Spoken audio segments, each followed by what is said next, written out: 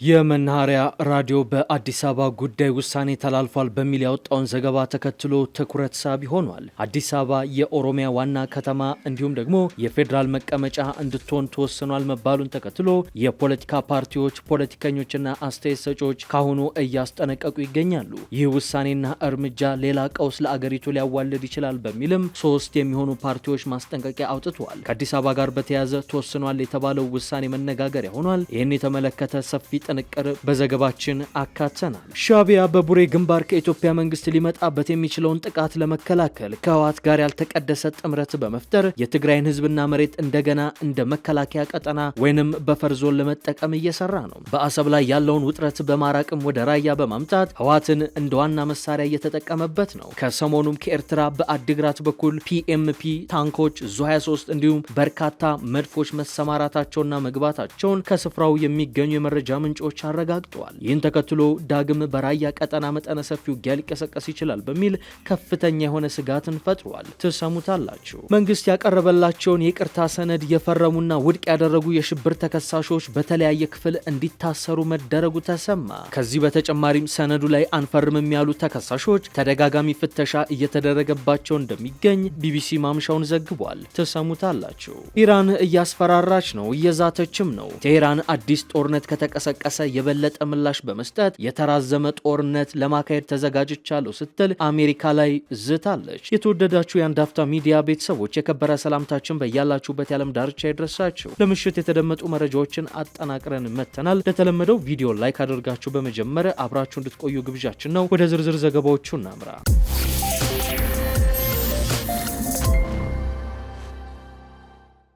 በአዲስ አበባ ጉዳይ ተወስኗል የተባለው ጉዳይ እያነጋገረ ይገኛል። መናኸሪያ ራዲዮ ምንጮቹን ዋቢ በማድረግ አከራካሪ የነበረው የአዲስ አበባ ጉዳይ ከስምምነት ተደርሶበታል። በዚህም መሰረት የአዲስ አበባ ከተማ የፌዴራልና የኦሮሚያ ክልል መቀመጫ እንድትሆን 500 አባላት ያሉት የተመካካሪዎች ቡድን ተስማምቷል ሲል ዘግቧል። ልዩ ጥቅምን በተመለከተም ዝርዝር ጉዳዮች በቀጣይ በሰፊው እንደሚመከርበት ዘገባው ጠቅሷል። ይህንን ጉዳይ ተከትሎ ታዲያ ካሁኑ በርካታ ውዥንብሮችና አስተያየቶች እየተሰጡ ነው የሚገኙት። በምክክሩ ላይ ሳተፉ የሚገኙ ፖለቲካ ፓርቲዎችም ነገሩ የከፋ መዘዝና አዲስ ቀውስ ሊያዋልድ ይችላል በሚል ማስጠንቀቂያ እየሰጡ ነው። አዲስ አበባ ውስጥ በተያዘው አገራዊ ምክክር ላይ የሚሳተፉ 3 የፖለቲካ ፓርቲዎች በምክር ሂደቱ ላይ ቅሬታ፣ ጥርጣሬና ስጋት እንደተሰማቸው እየገለጹ ነው። እናት ፓርቲ፣ የነጻነት እኩልነትና ፓርቲ፣ የአማራ ብሔራዊ ንቅናቄ አብን በየፊናቸው ባወጧቸው መግለጫዎችና ደብዳቤዎች እንደሚሉት ምክክሩ እንዲሳካ ሂደቱ ሊታረም ይገባል እያሉ ነው። እናት ፓርቲና የነጻነት እኩልነትና ፓርቲ ቅሬታና ማሳሰቢያቸውን ፊናቸው የገለጹ ሲሆን አብንም አፈንግጭ ይወጣለው እያለ ነው። እናት ፓርቲ የምንመካከረው አዲስ የእርስ በርስ ጦርነት ለማዋለድ አይደለም ሲል ሂደቱ ላይ ከፍተኛ ስጋት እንዳለው ገልጿል። በምክር ሂደቱ የአዲስ አበባ ከተማን ለአንድ ቡድን ለማስረከብና አዲስ የጸብ ግንባር ለመቀስቀስ ጥረት እንዳለ መታዘባቸውን ነው የፓርቲው ፕሬዝዳንት ዶክተር ሰይፈ ስላሴ አያሌው ለዶቼ ቬለ የተናገሩ። ነጻነትና እኩልነት ፓርቲ በበኩሉ ሀገራዊ ምክክሩ እንዲሳካ ሁሉም የበኩሉን ያበርክት የሚል ጥሪ አድርጓል። አክሎም የምክክር ሂደቱን ውጤታማ ለማድረግ የአንድ ወገንን ፍላጎት በሌሎች ላይ ለመጫን ከሚደረግ ሙከራ መራቅ በቀጥታም ሆነ በተዘዋዋሪ በምክክር ሂደቱ ላይ አሉታዊ ተጽዕኖ ከሚያደርጉ አፍራሽ ተግባራት መቆጠብ ያስፈልጋል ሲል ተደምጧል። አብን በበኩሉ በአዲስ አበባ ዙሪያ አንድ ወገን በተደራጀ የቁጥር ብልጫ ሌላውን በሚደፈጥጥበት የድምፅ ውድድር ሊስተናገድ አይገባም ሲል የአዲስ አበባን አጀንዳ ከዚህ በላይ ለማስኬድ መሞከሩ ሀገራችን ካለችበት ችግር የባሰ ውጥረት ውስጥ የሚከት በመሆኑ በአስቸኳይ ንግግሩ እንዲቆምና አጀንዳው እንዲያርፍ አሳስቧል። ቢቢሲ በበኩሉ ባወጣው ዘገባ ጉዳዩ እጅግ ትኩረት የሚፈልግ ነው ብሏል። የእስካሁኑን በምክክሩ በመሳተፍ ሂደቱን በሰፊው መገምገማቸውን የሚናገሩ አንድ የቢቢሲ አስተያየት ሰጪ ብዙ አጀንዳዎች ውሳኔ ሳይሰጥባቸው በሂደር ሊታለፉ ይችላሉ ብዬ አምናለሁ ይላሉ። ምንም እንኳን ሂደቱ የሚመራበት መንገድ ወሳኝነት ቢኖረውም በተለይ በአዲስ አበባ ጉዳይ ላይ ያለው አለመግባባትና የተካረረ ስሜት ጉዳዩን ቅርቃር ውስጥ የገባ አጀንዳ አድርጎታል ብለው እንደሚያስቡ ገልጸዋል። በተፈጠረው አለመግባባት ምክንያት በ250 ቡድን ደረጃ በአጀንዳው ላይ እንዳልተፈራረሙ ገልጸዋል። በከተማዋ ባለቤትነት ላይ ፌዴራሉ ተጠሪ የሆነች ራሷን የቻለች ከተማ እና የኦሮሚያ ክልል አካልና ተጠሪነቷም ለኦሮሚያ ክልል ይሁን የሚሉ 2 አማራጮች ቀርበዋል። የዋና ከተማነት ጉዳይን በተመለከተ ደግሞ የኦሮሚያ ክልል መቀመጫ አቱንና አቱን የሚሉ 2 አማራጮች ቀርበዋል። ይሁን እንጂ እንደ እርሳቸው ግምት የአዲስ አበባ ጉዳይ ዴድሎክ ወይም ቅርቃር ውስጥ የገቡ ጉዳዮችን በሚመለከት በሚወያየው ቡድን ታይቶ ነው ውሳኔ ሊሰጥ የሚችለው። ጉዳዩ በአግባቡ ካልተያዘ አሁን በአገሪቱ ካሉ ቀውሶች ጋር ተዳምሮ ሰላምንና የህዝቦችን አንድነት ይበልጥ የሚያናጋ ጉዳት ያስከትላል ሲሉ ስጋታቸውን ለቢቢሲ ገልጸዋል።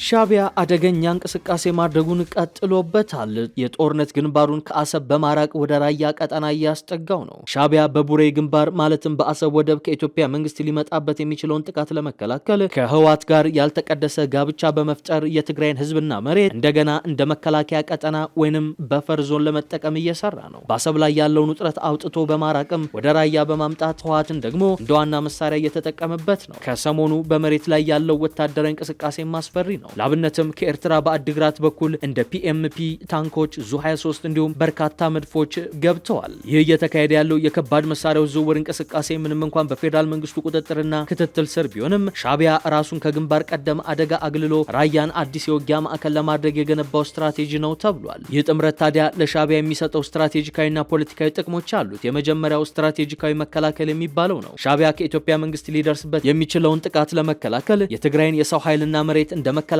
ቀጠና እንዲጠቀም ያደርገዋል። ሌላው ትግራይን ድጋሜ ጦርነት አውድማ በማድረግ የኢሳያስን የስልጣን ዕድሜ ለማራዘም ያገለግላል። የኤርትራ ወጣቶችና የሰራዊቱ አባላት በትግራይ በኩል ወደ ፈለጉበት ቦታ በስደትም ይሁን በሌላ እንዳይሄዱ ለማገድና ለመቆጣጠርም ይረዳዋል። ከዚህ በተጨማሪም ትግራይን የጦር መሳሪያና የጦር ትጥቅ ማራገፊያ በማድረግ ህገወጥ ዝውውሮች እንዲስፋፉና ክልሉ ህግ አልባ እንዲሆንም ሊያደርገው ይችላል። ነገር ግን ይህ ጥምረት በትግራይ ላይ የሚያስከትላቸው እጅግ አደገኛ መዘዞችና ጉዳቶች አሉ። የመጀመሪያው የፕሪቶሪያ ሰላም ስምምነት በማፍረስ ከፌዴራል መንግስት ጋር ወደ አዲስ ውጥረትና ግጭት ውስጥ ትግራይን ሊያስገባት ይችላል። ተሻሽሎ የነበረውን የሰላም ሂደትንም ያፈርሰዋል። ከዚህ በተጨማሪም ከውጭ ኃይል ጋር በመተባበር በገዛ ሀገር ላይ መዋጋት ከባድ ወንጀል ስለሆነ ከፌዴራል መንግስት የሚመጣውን በጀትና ሌሎች መሰረታዊ አቅርቦቶች እንዲቋረጡ ሊያደርግ ይችላል።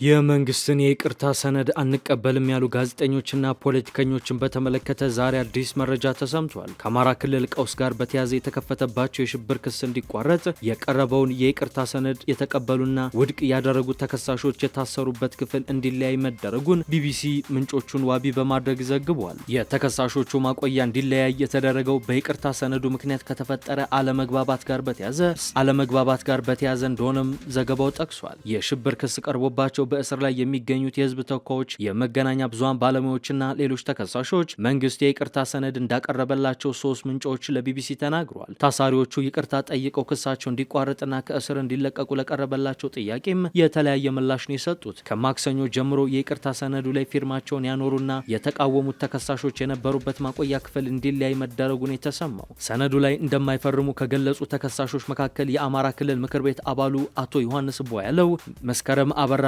ዶክተር ወንደሰን አሰፋ፣ ዶክተር ሲሳይ አውግቸውና ዶክተር ቴዎድሮስ ኃይለማርያም ይገኙበታል። የመገናኛ ብዙሃን ባለሙያዎቹ ጋዜጠኛ ጎበዜ ሲሳይ፣ መስከረም አበራ፣ ዳዊት በጋሻው፣ አባይ ዘውዱና ገነት አስማማውም ሰነዱን ውድቅ ካደረጉት መካከል እንደሆኑ የቢቢሲ መረጃ ይጠቁማል። በአንድ ክፍል ውስጥ ከ60 በላይ ተከሳሾች እንደነበሩ የሚገልጸው የቢቢሲ ዘገባ ሰነዱን ያልፈረሙ 24 ተከሳሾች በእዚያው ክፍል እንዲቆዩ ተደርገዋል። የተቀሩት ደግሞ ማክሰኞ ዕለት ከማቆያው ወጥተው በማረሚያ ቤት ውስጥ ወደሚገኝ ሌላ ክፍል ተዛውረዋል። የእርምጃ የተወሰደው በሁለቱ ቡድኖች መካከል በአቋም መለየት ምክንያት አለመግባባት በመፈጠሩ መሆኑንም ነው ምንጮች የጠቀሱት። ከክፍል መለየቱ በኋላ ሰነዱ ላይ አንፈርምም ያሉ ተከሳሾች ተደጋጋሚ ፍተሻ እየተደረገባቸው እንደሚገኝም ታውቋል። በተለያዩበት ቀን ማክሰኞ ዕለት ፍተሻ እንደተደረገ፣ በማግስቱ ረቡዕ ዕለት የቢቢሲ ዘገባ ከወጣ በኋላ ደግሞ ፍተሻ ዳግም ተካሂዷል። የሽብር ተከሳሾቹ ይቅርታ ጠይቀው ከእስር እንዲለቀቁ የሚጠይቀው ሰነድ የደረሳቸው የኢትዮጵያ ሰብአዊ መብቶች ኮሚሽን ለአንድ ወር ያህል ታሳሪዎቹን ከመንግስት ጋር ካደራደረ በኋላ መሆኑ ታውቋል። ሰነዱ ከቀረበላቸው ከ300 በላይ የሽብር ተከሳሾች ውስጥ አብዛኞቹ ፊርማቸውን አኑረዋል። ለመፈረም ፈቃደኛ ያልሆኑት ተከሳሾች የቀረበባቸውን ክስ በመቃወም በፍርድ ቤት እየተከራከሩ ባሉበት ሁኔታ ወንጀለኞች ነን ብለው ለመፈረም ፈቃደኛ ለመሆናቸውን እንዳሳወቁ ነው የተሰማው። የይቅርታ መጠየቂያ ሰነዱ ታሳሪዎቹ በተለያዩ መዝገቦች የቀረቡባቸውን ወንጀላዎች አምነው ኃላፊነት እንዲወስዱ የሚጠይቅ ነው የተባለ ሲሆን ሰነዱን አንፈርምም ያሉት የሽብር ተከሳሾች የጻፉት ደብዳቤም ይህንኑ ያረጋግጣል። ጥያቄያቸው መንግስት ለክስ ሂደቱ እልባት መስጠት ከፈለገ ህጉ በሚፈቅደው መንገድ ክሱን አቋርጦ በምህረት ይፍታን የሚል ነው። በወንጀል ህግና በይቅርታ አዋጅ መሰረት አንድ ተከሳሽ ወንጀለኛ ተብሎ ካልተፈረደበት በስተቀር በይቅርታ ሂደት ውስጥ ማለፍ እንደማይችል የህግ ባለሙያዎች ይገልጻሉ። በመጨረሻም አዲስ ጦርነት ከተቀሰቀሰ ኢራን የበለጠ ምላሽ በመስጠት የተራዘመ ጦርነት እንደምታካሄድ ይፋ አደረገች። ከፍተኛ የኢራን ወታደራዊ ባለስልጣናት አሜሪካ ሌላ ዙር ጥቃት በአገራቸው ላይ የምትከፍት ከሆነ ከባድ ጥቃት በመሰንዘር ለተራዘመ ጦርነት እየተዘጋጁ እንደሚገኙ ይፋ አድርገዋል። የኢራን እስላማዊ አብዮታዊ ዘብ ከፍተኛ ባለስልጣን ራሱል ሳናኢ ራድ ከአሜሪካ ጋር አዲስ ጦርነት የሚቀሰቀስ ከሆነ ቴሄራን ከዚህ በፊት ከነበረው በጠነከረ ሁኔታ ምላሽ ትሰጣለች ሲሉ ዝተዋል። ፋርስ የተባለው የኢራን ዜና ወኪል እንደዘገበው የአብዮታዊ ዘቡ ጠቅላይ አዛዥ ፖለቲካዊ ርዕዮተ ዓለማዊ ጉዳዮች መኮንን የሆኑት ባለስልጣን ጠላት በአገር ውስጥ ክፍፍልን በመፍጠርና የኢኮኖሚ ጫና በማሳደር ተቃውሞችን መፍጠር እንደሚችል በማሰብ ጥረት እያደረገ ነው ብለዋል። በተጨማሪም የኢራን ሰራዊት ምክትል ጠቅላይ ኢታማጆር ሹም አሊሬዛ ሼክ በበኩላቸው የኢራን እስላማዊ ሪፐብሊክ ለተራዘመ ጦርነትና ቀጣይነት ላለው ዘመቻ ዝግጁ ነው ብለዋል። እንዲሁም የኢራን የጦርነት መሪ ግልጽ ከሆነው የመከላከል አቋም ወደ ጥቃትን ቀድሞ ማስቀረትና ማጥቃት መሸጋገሩን እንዲሁም የበለጠ ሚሳኤልና ድሮን የማምረት አቅምን ቀጣይነት ላለው ዘመቻ